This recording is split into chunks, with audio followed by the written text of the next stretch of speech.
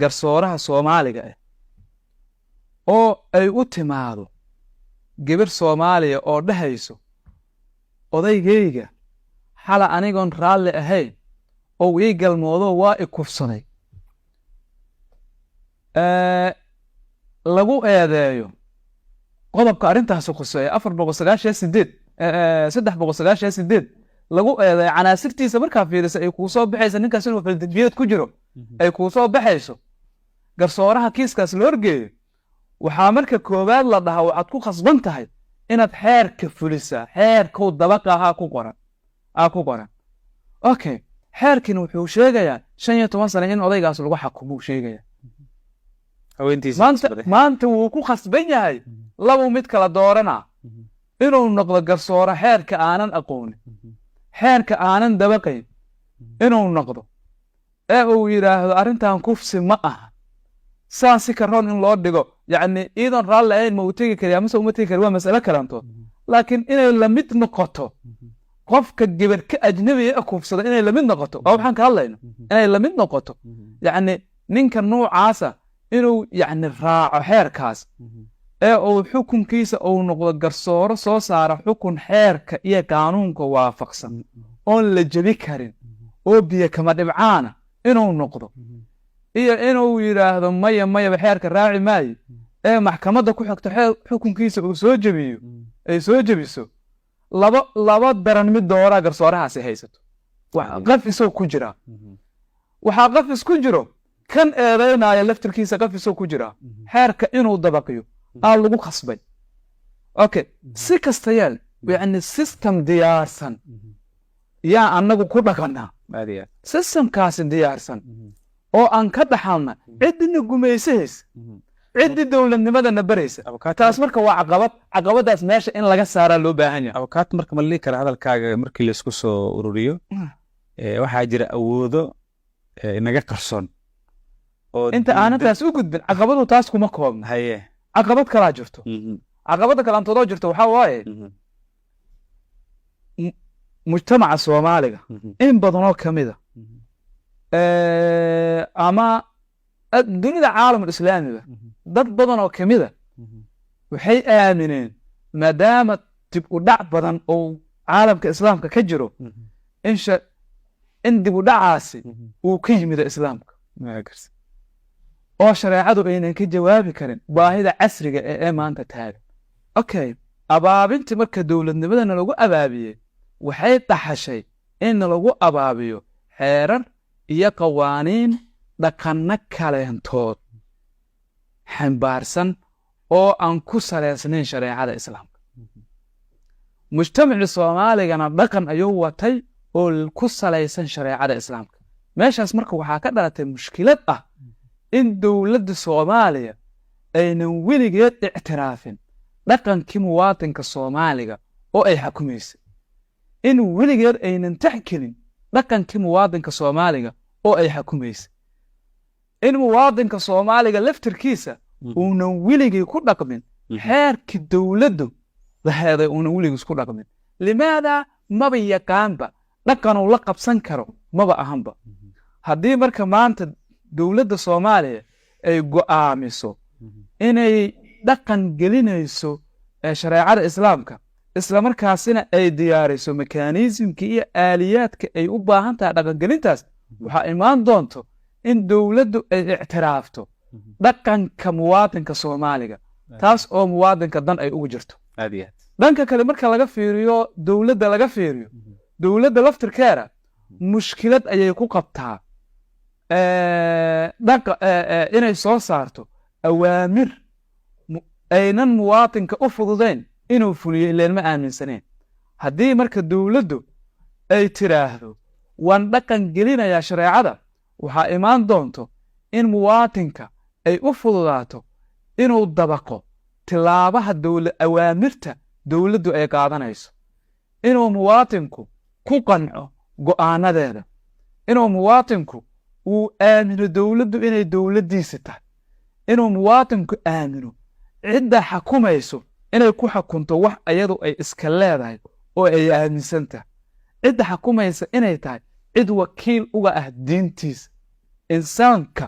guud ahaan gaar ahaan qofka muslimka ah diintiisa wax walba uga horeysaa haddii marka qofka ku xakumayso aad aaminsan tahay inay kugu xakumayso diintaadi iyo islaamkaagi iyo shareecadaadi waa u dhigan nugushahay awaamirtiisa daa'im waxaan aragnaa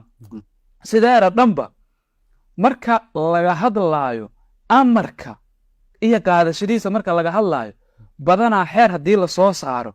dadku way u hoggaansamaan 95%. laakiin waxaa jirto in yar oo aan u hoggaansamin oo 5% iyo ka yar ah oo waxaa la yidhaha famaa tugni alaayaatu wannuduru can qoomin laa yuuminuuna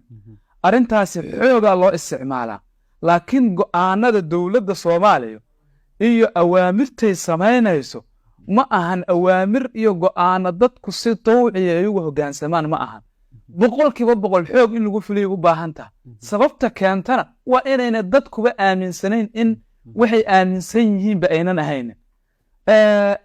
waxaa dhici doonta haddii la yidhaha dowladdu ha dabaqdo shareecada waxaa dhici doonto xukun maxkamadu soo saarta ee si dawciya lagu fulinayo oon rafcaan laga qaadanayn oon cabasho laga qaadanayn oo qofku ay leedahay sharci haddii xukunku ku dhacaba ay leedahay sharciga ilaahayaa igu dhaca ay leedahay aad dhici doonto waa faa'iidooyinka waxay ka mid tahay dowladdu ay ka dhaxli doonto waxaa ka mid a faa'iidooyinka dowladdu ay ka dhaxli doonto xeer marka la sameeyo oo dad lagu dhaqaayo si xeerkaasi loo dhaqan geliyo waxaa jiro tillaabooyin la maro oo caalamiya waxaa ka mid a tillaabooyinkaas la maro caalamiya in xeerka dadka la baro arrintaasi dowladuhu waxay ku bixiyaan fan lacag wakti juhdi dadaa loo shaqaalaysiiya oo dadka xeerka baro dowladda soomaaliya hadday tidhaha xeerka shareecadan dabaqa hadday tidhaahdo arrintaas uma baahno sababtoo ah mujtamaca soomaaliga waaba mujtamac yaqaano xeerka yaqaano oo maanta gabadha soomaaliga ah oo erigeeda ilaashato iyo wiilka soomaaliga ee geeliisa ilaashto in badanoo shareecada ka mid a yuu yaqaanaa dhaqankiisu waa dhaqan shareecad yacni way u fududdahay dowladnimadii waxay noqonaya marka qofku sida shaatigeeda ay u gashan karto oo aynan ugu wareerin inay inta marka hore garanka gashato shaatiga ay ku xijiso suudka ay ku xijiso saynan ugu wareerin ay yacni go'aanada dowladduna noocaasay noqonaan ilaan dadku waa yaqaaniini dowladnimana sideera dhan waa dhaqan marka dhaqankii in la dowladeeyaan u baahanaa laakiin mushkiladda maanta taagan waxay tahay haddaad soo saarto xeer dhahaayo waa ficlan wuuna jiraa xeer dhahaayo qoyska soomaaliga hadday guri sameeyaan ee isguursadaan biilka waxaa laga rabaa biilka waa inay iska kaashtaan gabadha iyo wiilka haddaad soo saarto waxay kaaga baahan taha inaad horta marka koowaad barto laakiin markaad u daysa dhaqankooda shareecada ku salaysan oo ah haddii guri la dhiso biilka in wiilka laga rabo dhaqankoodaas haddaa u dayso oo aad tiraa weydunku dhaqaa inaad barta kaagama baahna hadduuba yaqaanaaba weelka soomaaliga hadduu guursado olready waa ogyaha biil in laga rabo waa ogyaha gabadha soomaaliga haddii la guursado waxay ku tashan tahay in ninkaasi biili doonay ku tashan tahay iyada wax laga raba inay ku tashan tahay waa dhaqan ay taqaano marka maanta in aad soo saarto xeer dhahaayo waa inay isla bixiyaan ma ku dhaqmi doonaan kumana dhaqmin tusaale 75 la soo saara hal maalinna laguma dhaqmin xeerkaas limaadaa loogu dhaqmi waayo dadku maba yaqaanaan mana aaminsano marka intaa xeer intaa soo saartay iska qorqorto meelaha uu isaga baaliyoobi lahayd waxaa ka micno badan si dowladnimada ay u noqoto dowladnimo waaqiciya oo mujtamaca gurigiisa ka shaqaysa say u noqoto waa inaad soo saarta xeer dhaqankooda waafaqsan shareecada wada waafaqsan dhaqankooda waafaqsan micnaheedu waxaa waa shareecadu waafaqsan horan u sheegaba marka intaas marka laga tago waa faa'iidaha dunyawiga aan ka hadlaa faa'iidaha ukhrawiga marka laga hadlo shareecada in la dabaqo waa amarkii ilaahay oo la qaato amarkii ilaahay in la qaato faa'iido aakhira ku jirto cadaab iyo ciqaabaa looga badbaadaa maalinta aakhirada janno iyo ridaha ilaahayna waa lagu helaa adduunyada laftirkeedana waxaa lagu gaari doonaa bashbash iyo baraaraa lagu gaari doonaa sababtu waxaa waa alaa yaclamu man khalaqa wahuwa latiifu lkhabiiru dadkan iyo koonkan iyo shacabka cidda dhanba ilaah waxa dhanba ilaahay ayaa abuuray asigaa yaqaana wixii maslaxada maslaxadii oo dhanna shareecadu ku dhex geliya asoo wuxuu dhaha hala xaqiijiyo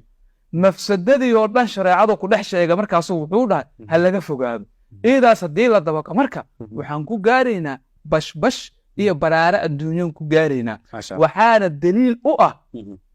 taariikhda lasoo maraa daliil u ah sababtoo ah shareecada xilligii la dabaqay iyo meelihii lagu dabaqay waxay gaareen bashbash iyo baraaro baahi kasto oo aadanuhu uu qabayna way daboosho shareecadu